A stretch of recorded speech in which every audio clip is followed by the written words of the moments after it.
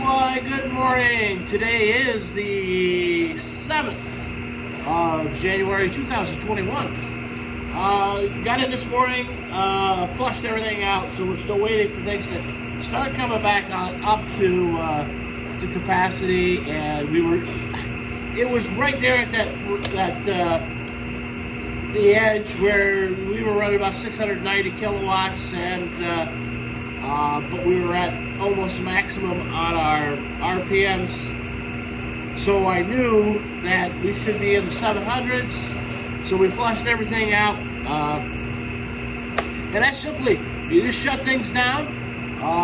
The racks, whatever debris is on the racks will float off. The racks were not clogged. They were just choked. So we didn't see a very big pressure drop. We were right at the 12 psi on the big unit, and that's my gauge point. 12 psi or lower is definitely clogged racks, but it was popping up about 12 to 13, so it wasn't completely clogged racks. So I knew that if I just shut everything down, everything flushed off, and that comes along with basically just experience.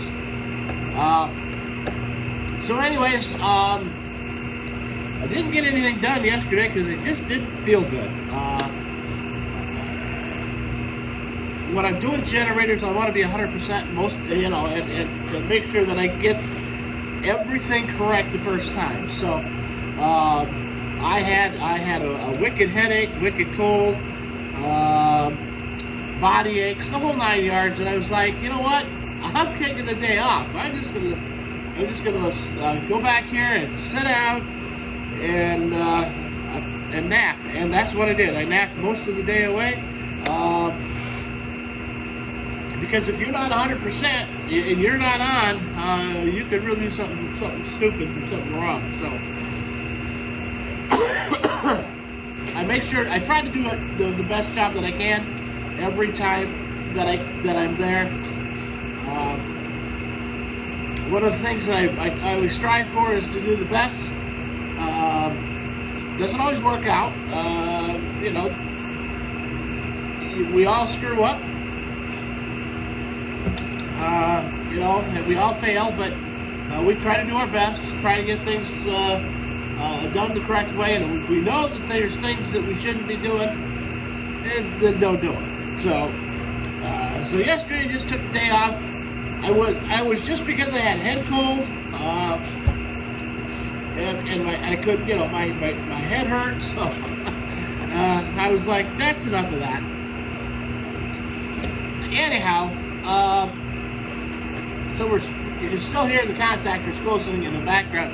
We're doing well. We're coming back up. Right now we're at 1700.30 on our pond level. The tail race is 1647.29. We are at 665 kilowatts right now, and continually climbing. So we're only about 65% on the wicket gates. So, and remember, we don't go to 100%, we only go to 83%. So, you would think that 83% would be 100%, but that's somebody in their wisdom that said, no, we'll make it 83% as the top end. I understand. I guess I understand that, but to me it would be, that's 100%. But it is what it is. I don't argue with people that are that know more than me, because that just makes me look stupid. So, anyways, just keep watching. We're 675 now on our kilowatts, so we're coming up really quick. The bigger unit's about 69% wicket gate, so it's got another 23% that it'll go. So we should top 700s.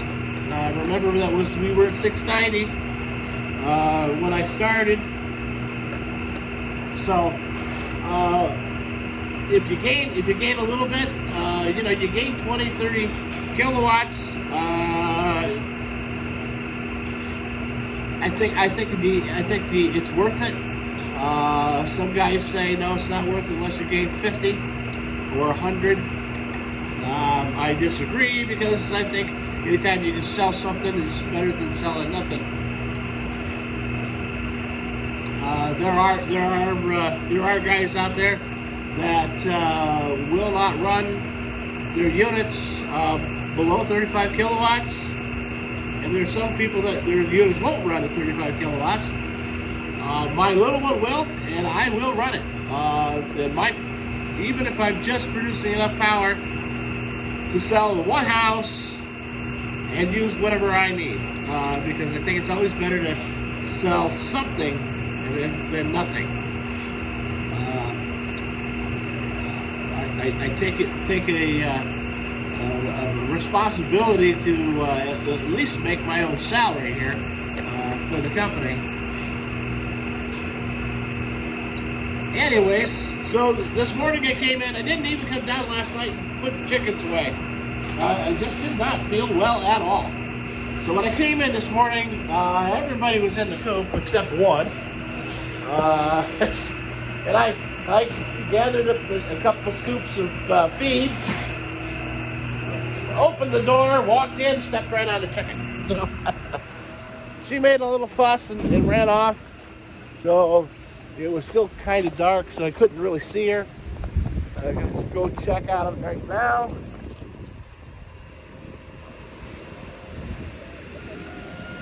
You can see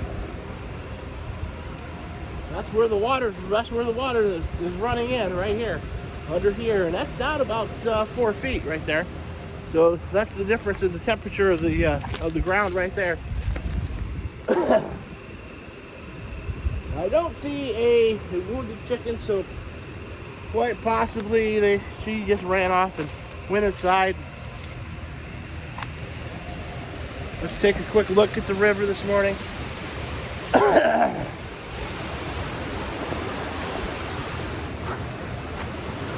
Sunk down there. Woo-hoo! All right.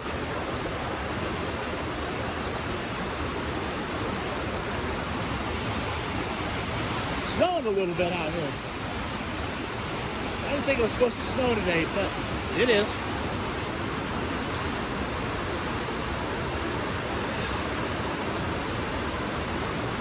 I tell you, when you come outside and you got a cold, especially just a nasally cold, when you come outside in the day like today, temperature is about 34, 35 degrees, if that. And you just take a few deep breaths of air. Things open up in your head, and you just feel a little bit better. I know that's kind of strange, but again, I am kind of strange, so that's the way I see it.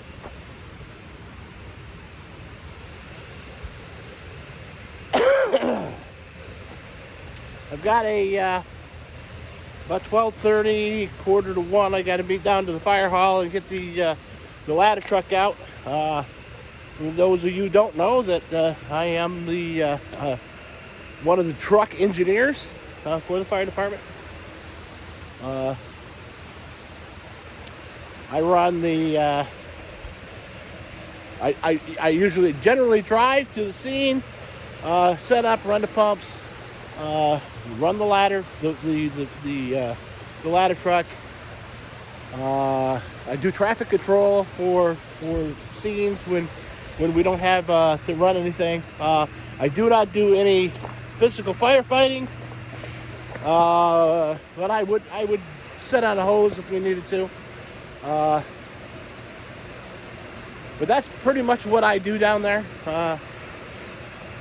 I get them to the scene and let them do the firefighting and support them with running stuff. That being said, the mayor and I have always been at conflict, but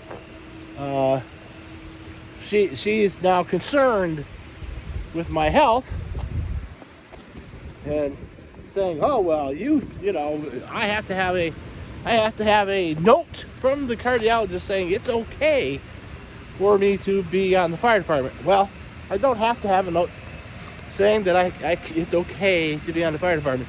I am cleared medically to return to work as normal. I specifically asked the electrocardiologist why we were standing there, or sitting there getting ready to go in for the ablation, and he looked over to everything and said, "There's absolutely no reason why you can't." So he didn't write a note saying that, police allow Glenn to be running on the fire department because he's okay. And my discharge papers from the hospital, it said my limitations was for 4 days for no lifting. Other than that, I had none. I have no limitations. So, he's going to cover his butt before he covers the fire department's. What the mayor's concerned with is, and rightly so, if somebody dies on the job, or at a fire scene, or any line of duty death, workers' comp pays. That being said, you have 48 hours after a function on the fire department that you're still covered as a line of duty. So if I was to say today to set the ladder up to do the funeral,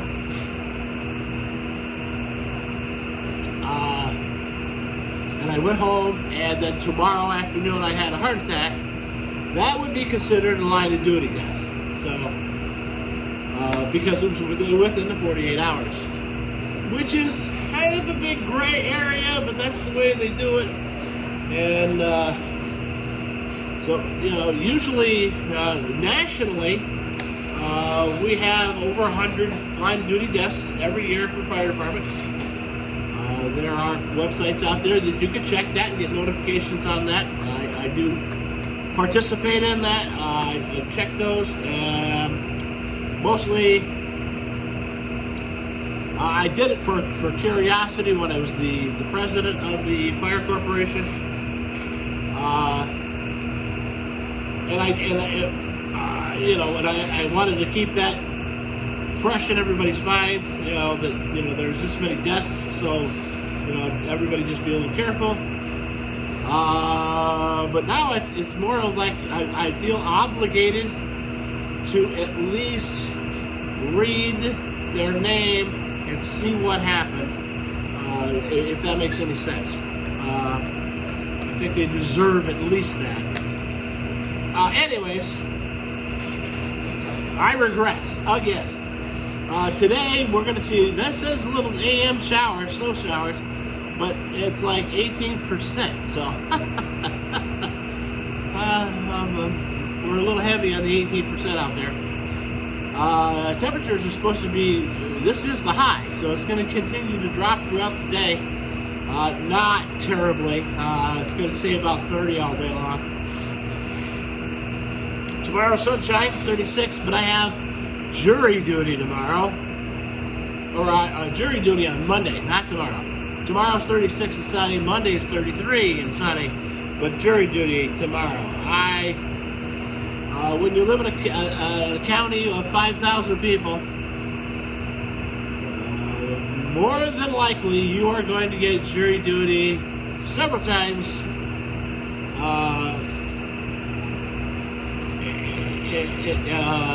You get called in. This is third time that I've got called for jury duty. Never yet had we gone and sat down and for a jury. I think it's kind of, it's just one of those. It's one of those.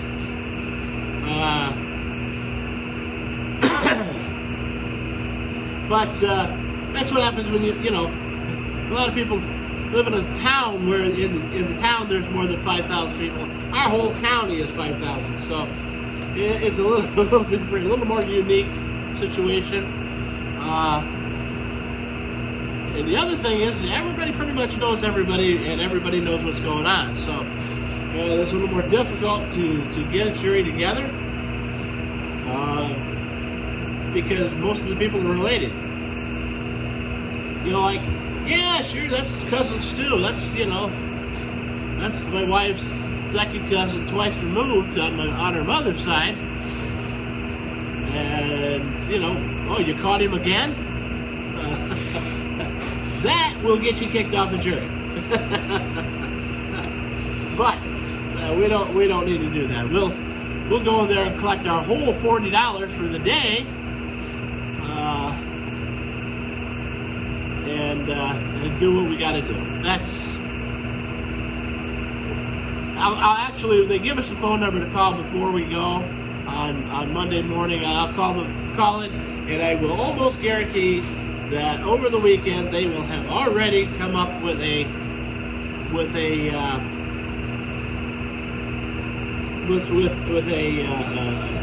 some kind of a pre-trial agreement, and so that nobody has to go do the trial.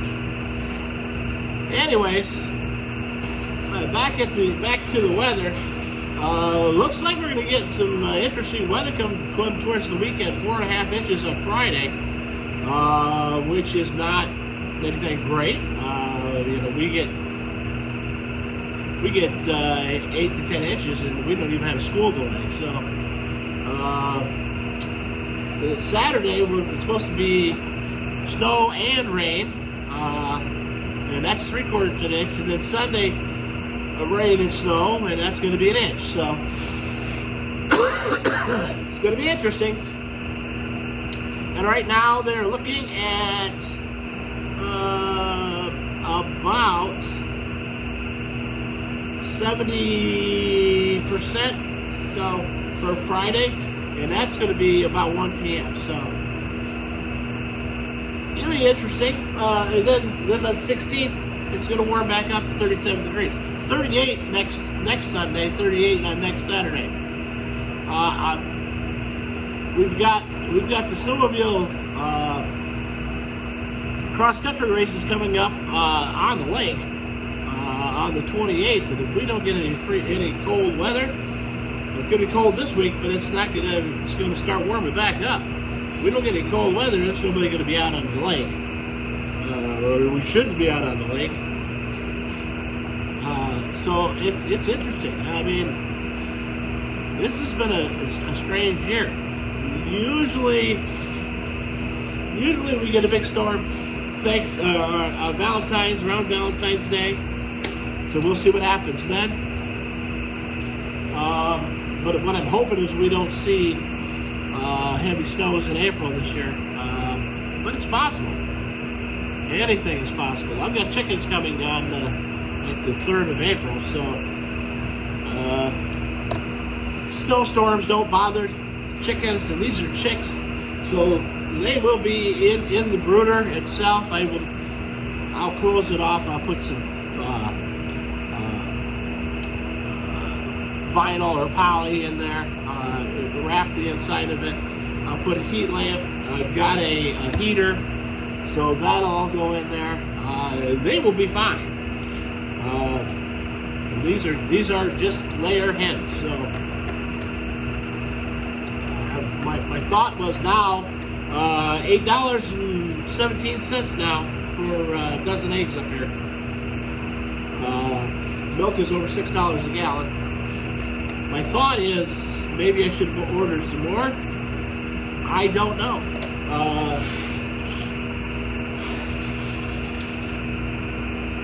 I don't get a good feel for what's going to happen, what's that going to entail.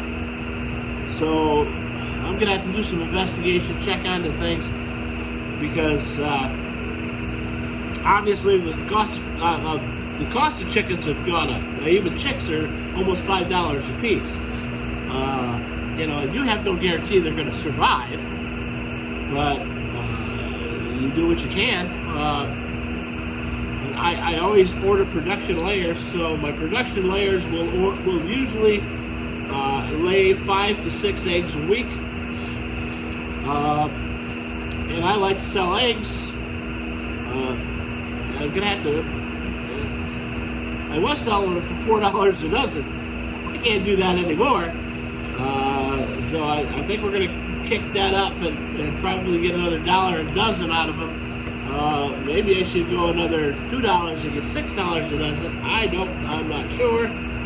But if I do that, I know the cost of feed will probably go up. It's $17.90 a bag now. So it's $18 for 50 pounds. Chicken eats a quarter pound a day. So, you factor in what they're going to eat, the amount of labor that you put in there. I don't really consider my time as labor in my egg production. Mostly I go for the break-even point. If I could sell enough eggs to pay for the chickens, pay for the feed, and pay for the meat chickens, I consider that as a break-even, that we did fine.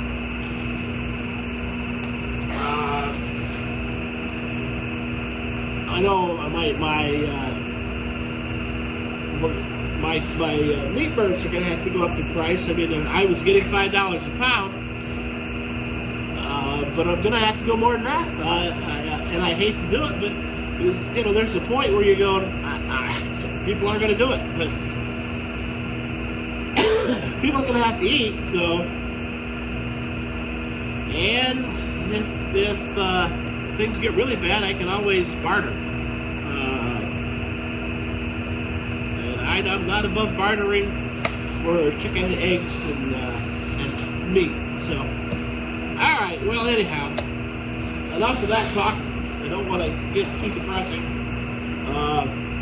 Right now, we're running 691 kilowatts, so we're right at 85% of both units. So that's as good as it's going to get today. We're still at 1723. We gained a little over by flushing, so not real happy with that, but it is what it is. Anyways, all right, so hopefully the sun is shining where you guys are at. Take care of each other, because that's all we really got, and I will talk to you later.